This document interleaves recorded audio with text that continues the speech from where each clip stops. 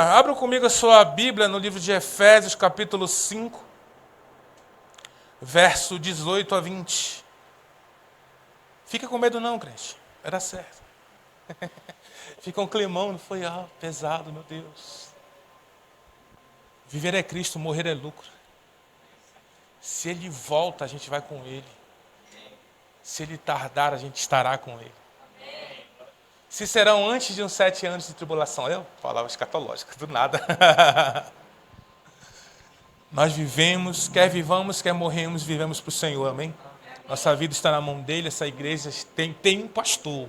Essa igreja tem pastor e o nome dele é Jesus Cristo. E é isso.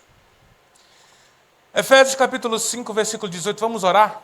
Pai querido, eu quero te agradecer, Senhor, por essa noite, por essa palavra e essa ministração do Senhor. Nós colocamos os nossos corações e eu me escondo atrás da cruz do Calvário, clamando pelo sangue de Jesus, o qual nos redime, nos purifica e nos torna aptos para entrar diante da Tua presença. Entramos então pelo novo e vivo caminho que é o Teu sangue, o sangue da nova aliança que nos proporciona a oportunidade de estar diante do Senhor. E como diz a Tua palavra, entramos confiadamente, ousadamente diante do trono da graça, a fim de alcançar favor em ocasião oportuna pelo sangue que nos lava. Então nós pedimos, Espírito Santo, nessa noite, venha e dê o seu show, porque aqui o Senhor é o centro. Te adoramos, Jesus. Amém. Amém. Amém. Efésios capítulo 5, verso 18 diz: E não vos embriagueis com vinho, onde há dissolução, mas enchei-vos do Espírito Santo, falando entre vós salmos, entoando e louvando a Deus, ao Senhor de coração, com hinos e cânticos espirituais, dando sempre graças por tudo ao nosso Deus e Pai, em nome do nosso Senhor Jesus Cristo. Temos aqui, então, a ênfase de Paulo para a busca do Espírito Santo, para trocar um hábito carnal, comum, nos tempos dele. A dose de vinho era como fosse a nossa Coca-Cola no almoço. E então, agora, trocar essa prática por uma prática de adoração. Uma prática de sempre na nossa boca haver louvor e adoração ao Senhor.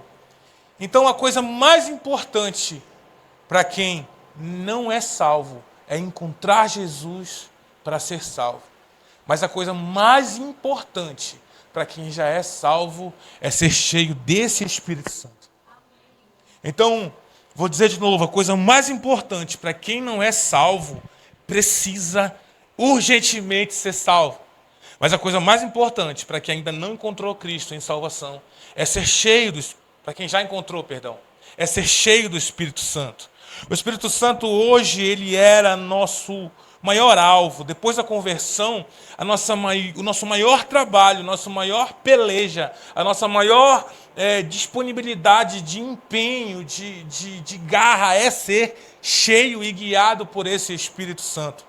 A Bíblia revela que ele tem várias missões na nossa vida, mas eu trouxe 2 aqui que são extremamente importantes. E eu ouso a dizer que o Espírito Santo ele tem mais a fazer em nós do que através de nós. Geralmente, quando eu me converto e logo, dependendo da denominação na qual você se converteu, logo já querem te empurrar para você desenvolver um papel ministerial. Mas antes de um papel ministerial, você precisa desenvolver um papel de sacerdócio pessoal. Ou seja, você precisa aprender a como estar diante do seu Deus que te salvou. Porque não adianta eu aprender a liderar, não adianta eu aprender a falar com pessoas, a gerir pessoas e talvez até motivá-las a obedecer e viver uma palavra e um Deus no qual eu não conheço. Não adianta então eu ser um sofista, como os gregos tinham, pessoas que falam de coisas que não sabem e falam de coisas que não conhecem. Então, o que eu preciso fazer? Eu preciso primeiro conhecer o meu Senhor, conhecer o meu Deus, saber o que pulsa no coração dele, porque agora o que habita dentro de mim é a essência do coração dele. E se eu não sei lidar com essa essência, a Bíblia diz então que eu ando pela carne e não pelo Espírito. Então eu preciso então saber como pulsa o coração dele, como caminha os passos dele, para que eu possa andar nos mesmos passos. E a primeira adjetivo dado, ou não que seja o primeiro, mas aqui eu coloquei como o primeiro e um dos mais importantes, no meu ver, está lá em João, capítulo 16, versículo 7. Jesus está dando esse adjetivo ao Espírito Santo. E esse adjetivo é consolador. A palavra no grego para consolador é a palavra parakletos. E aí, tanto que o estudo do Espírito Santo se chama paracletologia. Existem várias linhas interpretativas do que é um paracleto. Do que significa esse consolador. Mas a mais errada, não é mais certa, a mais errada é que ele vem enxugar as suas lágrimas, te consolar das suas dores. Porque consolador, nessa aplicação, não é aquele cara que vem trazer afago, colocar o lencinho nos seus olhos enquanto você chora. Não. O consolador, ele é aquele que vem caminhar ao seu lado em meio à dor. Que estará ao seu lado quando as dores acontecem. Não quer dizer que você não vai sentir dor. Quer dizer que você vai ter companhia durante as dores. É diferente. Então, a palavra aqui vem dizer isso, que ele é ajudador, intercessor, ou seja, aquele que intermedia. Aquilo que era... aquele que pleiteia causa diante de Deus em favor de alguém. Então ele é chamado, convocado, essa é a palavra, para estar ao lado. Então quando você estiver passando por uma dificuldade, nem sempre você vai ser livre de passar, mas sempre você terá companhia ao passar por ela. Você nunca vai passar por algo sozinho depois de receber a Cristo. Então, essa consolação que vem do Espírito Santo é uma troca. O vazio que Jesus deixa do corpo físico, o Espírito Santo vem e preenche com o corpo espiritual. Ou seja, você não tem mais Jesus palpável, físico, para ir lá em Jerusalém e tocar em Jesus. Mas agora você tem o Espírito de Jesus que veio dentro de você para que ele te toque de dentro para fora. Então, é um suprimento que era físico e foi transformado em algo espiritual. Aquilo que era limitado se torna ilimitado, e aquilo que era impossível, agora tudo se torna possível. Então, o Espírito Santo, ele é o nosso consolador. A segunda palavra, adjetivo sobre quem é o Espírito Santo, está lá em Efésios 1, 13 e 14. Efésios 1, 13 e 14 diz que ele é o penhor, ele é a certeza do cumprimento da promessa. Jesus disse, eu não vos deixarei órfão, né? Não vos deixarei órfão, enviarei outro consolador, pois é necessário que eu vá para que ele venha. Então, Jesus então envia esse consolador. E Paulo, quando vai falar sobre esse assunto, ele está dizendo assim, Efésios 1, 13, ele diz, em quem também vós estáis, depois que ouviste a palavra da verdade, o evangelho da vossa salvação. Ou seja, você agora é filho de Deus, você agora nasceu de novo, você recebeu as boas novas de salvação. E aí diz, e tendo nele crido, foste selado com o Espírito Santo da promessa, o qual é o penhor da herança para a redenção da possessão adquirida para louvor de sua glória. Quem é essa possessão adquirida? Você. Você é a posse que Jesus comprou com o seu sangue. Você, eu chamo de posse, mas deixa eu chamar de terreno para você entender. Você é o terreno, você é o lote que Jesus pagou com preço de sangue. E agora, a marca que tem um dono nesse lote é o Espírito Santo. Ele é o selo, ele é o que diz, olha, não entra aqui que aqui tem dono. E o dono vai voltar para buscar esse lote. Tem uns lotes mais pequenininhos, né, Gabriel? Tem uns lotes mais fazenda, não são chácara. A gente brinca que diz que um é templo do Espírito e outro é catedral, né? Mas O Espírito Santo, então, o segundo adjetivo forte que eu vejo é que esse Espírito Santo, ele é enviado por Jesus para nos dar a certeza do resgate da nossa possessão. Para dar como um selo, eu vou voltar para te buscar. E qual é a certeza que o Senhor me dá? O meu Espírito vai estar com você. Você não estará sozinho. Ponto. Guarde todas essas informações. Jesus, ao ministrar a Santa Ceia, na verdade, era a Páscoa judaica, fazia parte do calendário. Então, só que para nós virou a Santa Ceia, porque foi a última ceia, a última janta, ceia é isso, que Jesus traz um fator importante. Lá em Mateus, capítulo 26, verso 26, diz assim: não esqueça do Espírito Santo, em nome de Jesus. Diga assim: não esqueça do Espírito Santo. Ele é o consolador e o penhor da minha redenção. Diga isso, ele é o consolador e o penhor da minha redenção. Amém. É isso.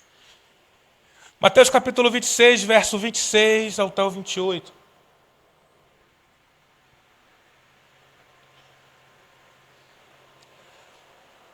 Essa é a corrigida fiel, certo? Certo. Enquanto comiam, Jesus tomou o pão, abençoando-o, partiu e deu aos discípulos, dizendo: tomai e comei, isto é o meu corpo. E tomando o cálice, o Senhor deu graças e deu-lhe, dizendo: bebei dele todos, pois é o sangue do pacto, o qual é derramado por muitos para a remissão dos pecados.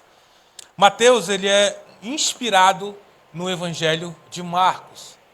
Então, é por isso que chamam os três evangelhos, Marcos, Lucas e Mateus, de sinóticos, porque eles se parecem muito, né? Provavelmente, o relato de Lucas também foi inspirado no Evangelho de Marcos. Marcos foi o primeiro evangelho a ser escrito. E aí depois João meio que corre por fora com novas informações. Então, esse é o relato da ceia do Senhor. Mas Lucas 22, verso 19 e 20, ele acrescenta dois detalhes que, para mim, faz a diferença a esse texto. Ele acrescenta o seguinte: tomando o pão e havendo dado graças, partiu-lhe, dizendo: este é o meu corpo, que é dado por vós. E aí ele acrescenta: fazei isso em memória de mim. Semelhantemente, depois da ceia, tomou o cálice, dizendo: esse é o cálice do novo pacto, da nova aliança em meu sangue, que é derramado por vocês. Lucas acrescenta a informação: meu corpo que é entregue por vós, fazei isso em memória de mim. E ele fala que esse sangue é um novo pacto. É uma nova aliança que é derramado por amor de nós. E perceba que o fazer em memória de mim, ele fala logo depois que ele parte o pão. Ele parte o pão, entrega e fala: olha, fazei isso em memória de mim. Lá em 1 Coríntios, Paulo vai repetir essa frase, mas já juntando pão e vinho. Mas Lucas, como médico, ele faz um relato. O Evangelho de Lucas não é simplesmente um livro, mas é como se fosse, se você fosse assistir hoje, um documentário jornalístico. Ele faz a descrição da morte como médico, uma linguagem técnica, a escrita técnica, então há muita veracidade. Provavelmente Lucas fez uns estudos, entrevistou pessoas e foi atrás dos relatos. Quando você vai ler o livro de Atos, logo no começo do livro de Atos, que também veio de Lucas, ele faz o seguinte: fui atrás de informações precisas, ó amado Teófilo. Assim como escrevi no primeiro livro, te escrevo nos segundos ainda os relatos e tal, tal, tal. Então ele começa a dizer o seguinte: assim como eu estudei o primeiro, eu estou te dando mais um livro com detalhes. Então Lucas ele vem trazendo aqui detalhes importantes, e esse apontamento dele aqui, sempre que a gente está lidando no texto com o corpo de Cristo, ele está dizendo: isso é memória de mim. Se lembrem disso. Se lembrem desse preço. Se lembrem desse sacrifício. Lembrem do que vocês estão fazendo. E Lucas traz essa ênfase. Quando o apóstolo Paulo fala da Santa Ceia com a igreja de Corinto, ele traz uma repreensão. E a acusação de Paulo é que quem come e bebe sem discernir o corpo de Cristo, sem lembrar dele, sem fazer isso em memória dele, come e bebe para a sua condenação. Olha o que Paulo diz. 1 Coríntios 11, 17 a 20.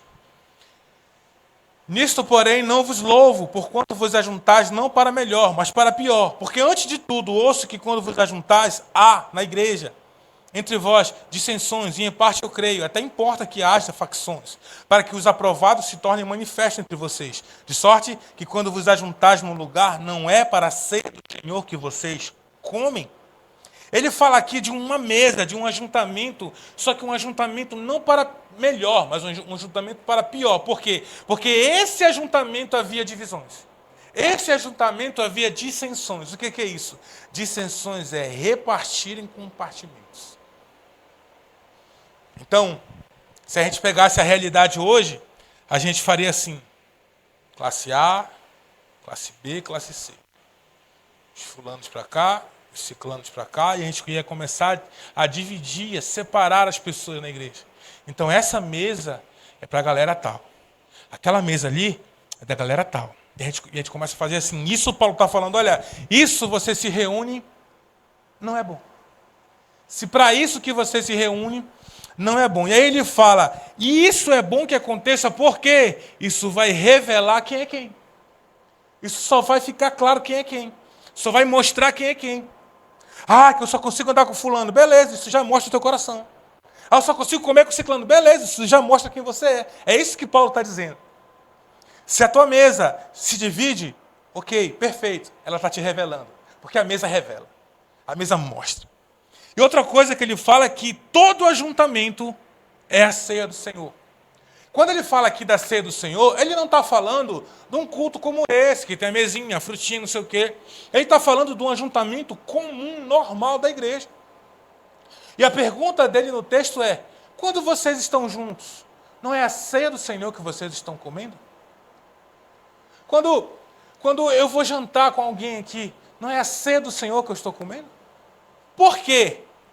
Porque quando nós nos reunimos, quando a igreja do Senhor se reúne, é ceia. Independente do momento. Quando o corpo de Cristo se reúne, é ceia. E aí, não é um culto apenas, é uma mesa.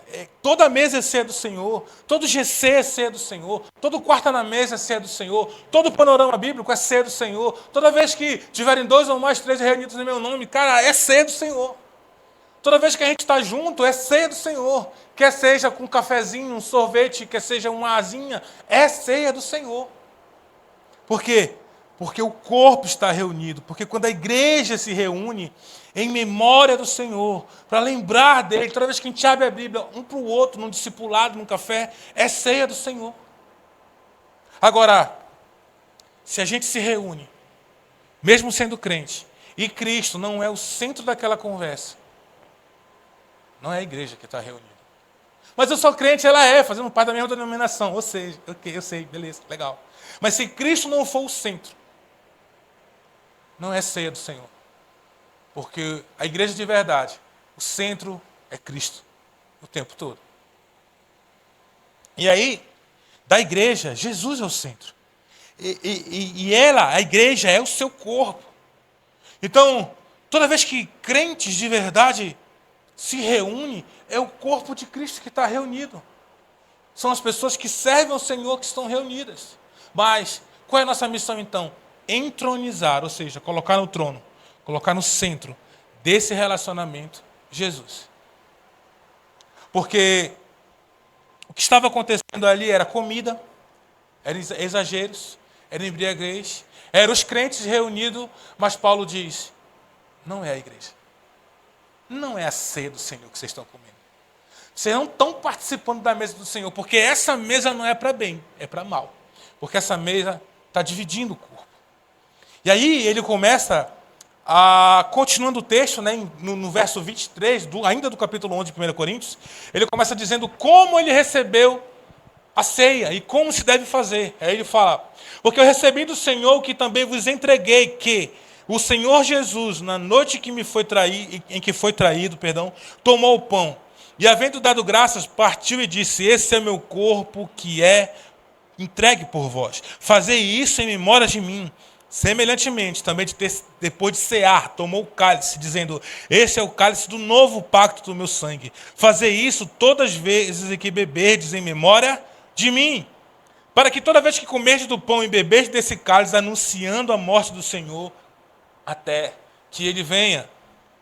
Aqui ele reforça que o que ele recebeu do Senhor, o que ele falou do Senhor, ou o que ele ouviu do Senhor, o que o próprio Senhor ministrou a ele sobre a Santa Ceia. E aí ele fala, olha,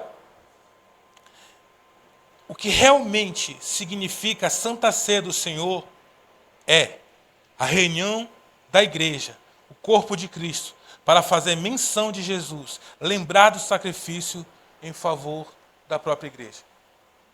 Quando a igreja está reunida, o papel dela é lembrar do Senhor, do sacrifício que ela mesma foi beneficiada. É o sangue que me dá uma nova aliança. É o pão que me faz corpo. E aí ele segue dizendo, verso 27. De modo que qualquer que comer do pão e beber do cálice do Senhor indignamente será culpado do corpo e do sangue do Senhor. Examine-se, pois, o homem a si mesmo, e assim coma do pão e beba do cálice, porque quem come e bebe para a sua própria condenação, se não discernir o corpo de Cristo. Por causa disso, há no meio de vocês muitos fracos e enfermos e até que dormem, referindo-se à morte. Mas, se nós julgássemos a nós mesmos, não seríamos julgados, porém, somos julgados pelo Senhor, somos corrigidos para não sermos condenados com o mundo. E uma coisa que Paulo está dizendo é, você não pode participar da ceia indignamente. Só que em nenhum momento ele fala de pecado. E aí a ênfase no nosso meio da igreja é, você está em pecado? Examine-se, mude o seu coração. Aí agora então você vem e come da ceia. Só que ele está falando assim, você não pode ser réu do corpo.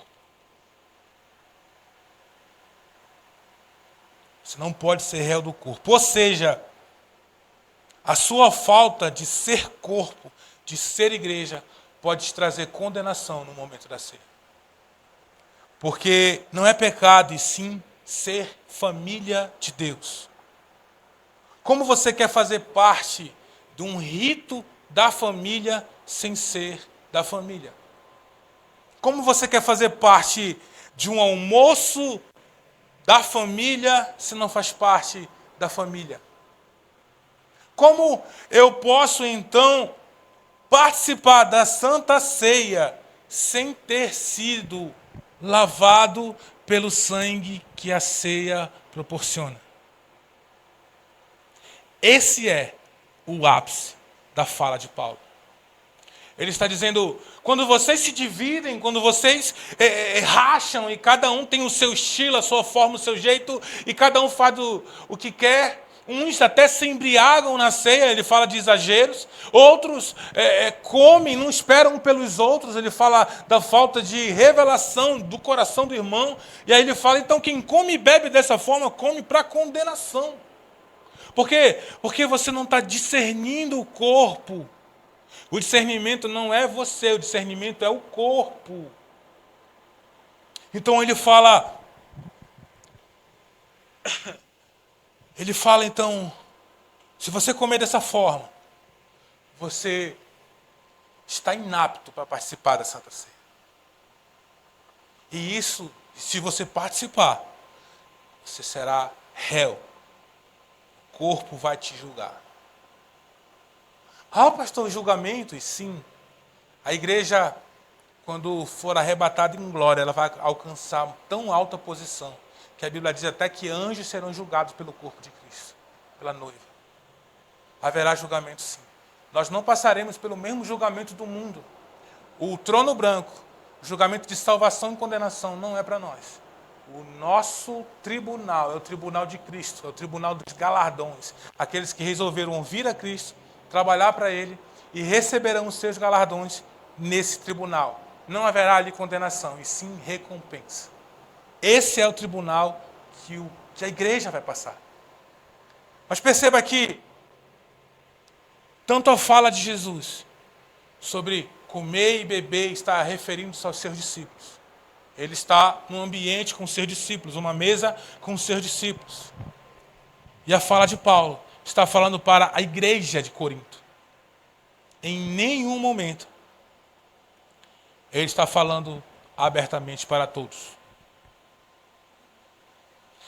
Quando aquela mulher cananeia chega e diz: Senhor, Senhor mestre, ela chega chamando mestre. A minha filha está horrivelmente endemoniada. Qual é a resposta de Jesus? Não é bom tirar o pão dos filhos e jogar aos cachorrinhos. Aquela mulher não teria acesso à cura, à libertação. Tudo isso é pão para filho. Mas ela teve que dizer: mas Senhor, até os cachorrinhos comem das migalhas que caem da mesa dos seus senhores. Nesse momento, ela pula para dentro. Nesse momento de reconhecimento, Ele é o Senhor. Ela pula para dentro. Na nossa cultura, a linguagem, chamar alguém de Senhor. Mas para eles, uma mulher grega, Cirofenícia, cheia do orgulho, onde o senhor delas, o Curios, era César, os senhores, os ídolos, ela reconhecer: não, tu és o meu Senhor. E nem que seja uma migalha, eu quero comer da tua mesa. Então, libertação, cura, o corpo de Cristo, lavado pelo sangue, o novo e vivo caminho, não é para todos. É para os filhos, é pão para os filhos. E aí, quem não pode então, pastor, participar da Santa Ceia? Aqueles que ainda não entregaram as suas vidas totalmente a Jesus. Não podem participar da Santa Ceia. E eu não falo de levantar as mãos e eu fiz uma oração há 15 anos atrás, há 10 anos atrás, há 5, há 2, 3, e pronto. Não. Quem não pode participar da Santa Ceia é que não está dentro, incluso, do corpo de Cristo. Quem não se senta à mesa do Senhor também não pode comer da mesa do seu Senhor. E se você não discernir o corpo, ou seja, não entender como a família de Cristo se move, não participar. Quem já viu alguém fazer assim? Vou levar um cálice e vou levar um pão para alguém que está longe de ceiar. Quem já viu isso? Mas deixa eu te perguntar, se você levar o cálice e o pão para essa pessoa cear sozinho, é corpo? Não. A não ser que você vá e ceie com essa pessoa lá, num quarto de hospital, algum evento, né, extraordinário. Mas essa pessoa precisa estar inserida no corpo. O pão e o vinho, nós não acreditamos que existe a transubstanciação, como acreditam os católicos, que na hora de tomar o vinho, na hora de tomar o pão, aquilo se transforma na pele de Cristo e no sangue. Não acreditamos assim. É uma lembrança. E não dá para lembrar da igreja, do corpo, sozinho. Não dá para lembrar da igreja, do corpo, só você. Porque aquilo que eu falo, você sozinho é assim como um tijolo só é uma parede. Se não é família de Cristo, não sei, não cai em condenação. É a Bíblia quem fala. Paulo diz: porque quem come e quem bebe para sua própria condenação, se não discernir o corpo. E aí ele fala: por causa disso estão muito fracos e enfermos, até que dormem. Porque eu então falei no começo do Espírito Santo. Porque a igreja ela vive uma nova aliança. E a igreja ela não se embriaga mais com o vinho humano. Ela se embriaga agora com a presença do Espírito. Aquele vinho que eles tinham por comum em compartilhar e beber, agora esse vinho, Paulo começa a dizer: olha, eu quero que vocês deixem as práticas carnais, e agora se vocês vão ter práticas espirituais. Tanto que ele fala: olha, enchei-vos do Espírito Santo, cantando cânticos espirituais. Cantando, falando, salmodiando, dizendo uns para os outros: glória a Deus, vamos adorar o Senhor. Na nossa boca precisa sair adoração e louvor.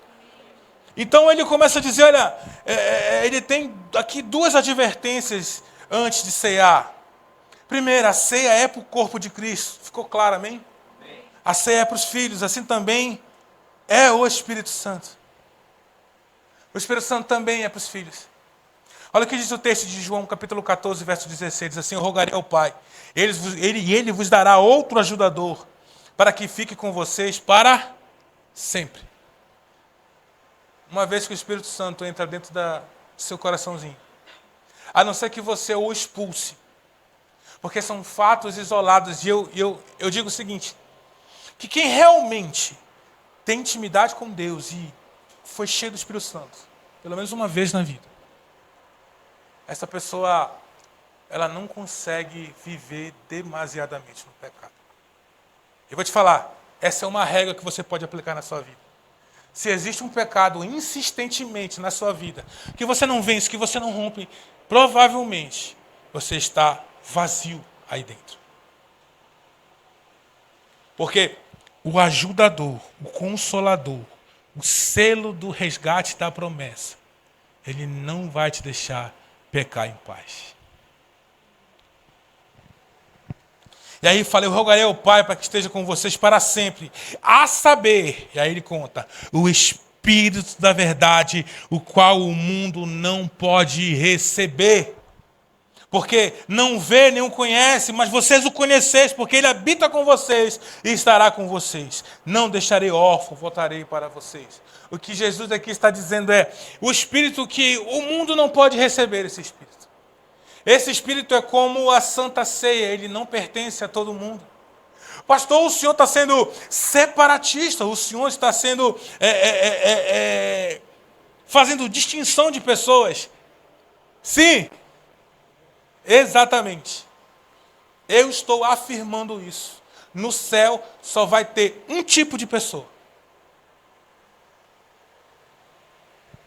No céu só vai entrar quem foi lavado pelo sangue de Jesus, quem teve os seus pecados perdoados e quem é templo do Espírito Santo. Se não for assim, não vai entrar lá. Se você não tem o selo do Espírito Santo, não tem resgate, não vai para lá.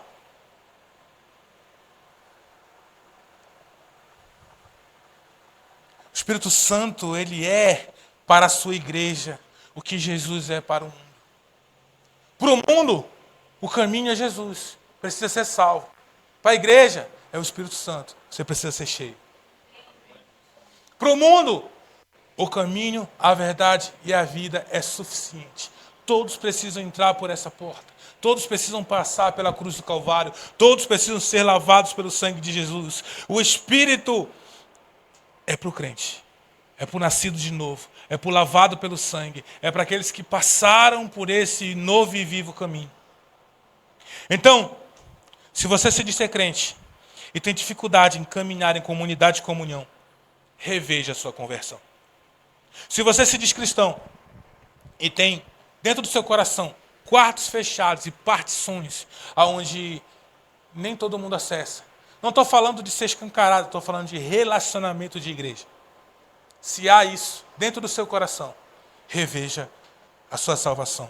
Como Paulo disse, examine-se, pois, o homem, para então comer e beber a Santa Ceia. Porque o céu, infelizmente, não é para todos. Você pode questionar a minha vida, a minha fala, a minha forma, mas as Escrituras eu duvido muito. O céu não é para todo mundo. O céu não é para quem quer. Quem não quer ir para o céu?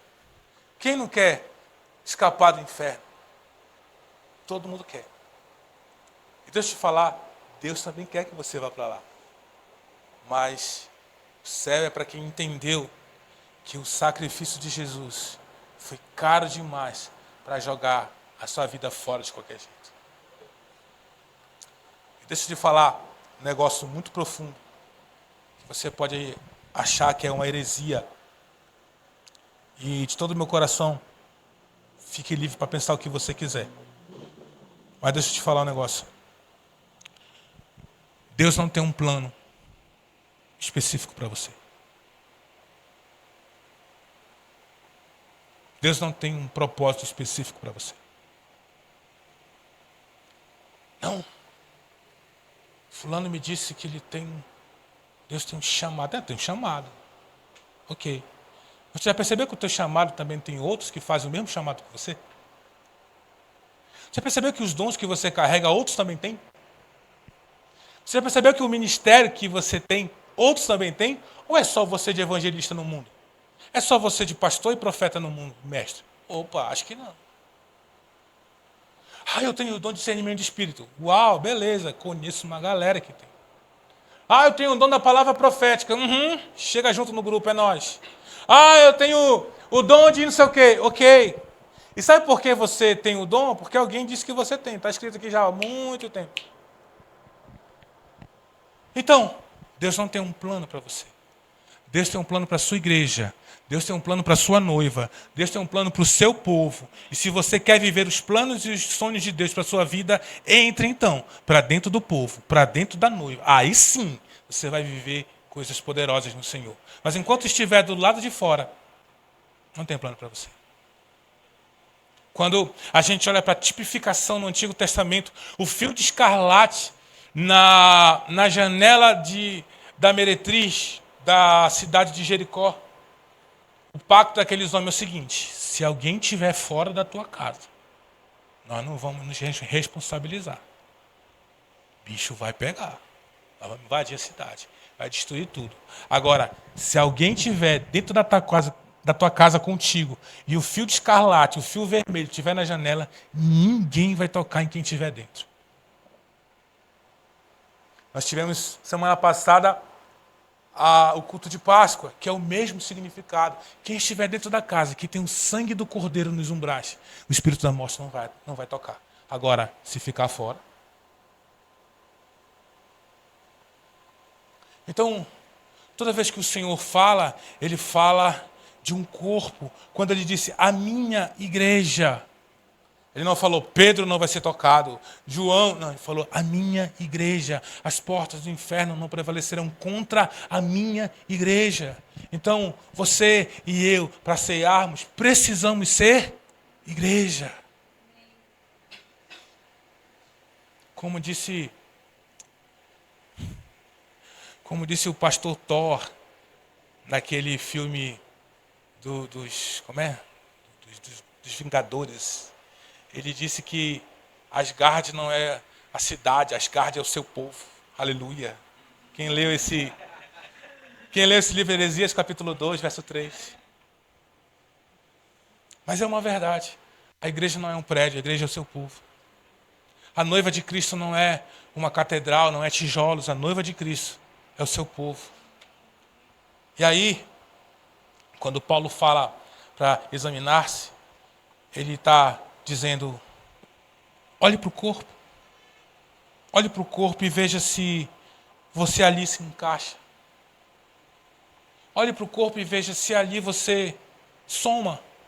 Olhe para o corpo e veja se você está dentro. Olhe para o corpo e veja se você faz parte de verdade disso. Porque quando a gente pensa dessa forma, vir para a igreja não define como corpo. Quando a gente pensa dessa forma, ser de uma comunidade evangélica não te define como corpo. Deixa eu te falar, pregar não me define como corpo. Fazer teologia, estudar e tal, andar como crente, falar como crente. Uma vez me perguntaram assim, o senhor mesmo é pastor? Porque o senhor não anda como crente, não fala como crente. Aí eu falei assim, como é que crente anda? Falar, tudo bem, dá glória a Deus, aleluia, mas como é que crente anda? Não sei. Ele voa, levita, não sei, cara, como é que crente anda? Me ensina. A resposta do cara foi, anda na presença, anda na xarabalá. Mas, meus amigos, quem pode sentar à mesa? Quem pode acessar o banquete do Senhor? Essa resposta você tem. Amém? Pode fechar seus olhos e ficar de pé nessa noite.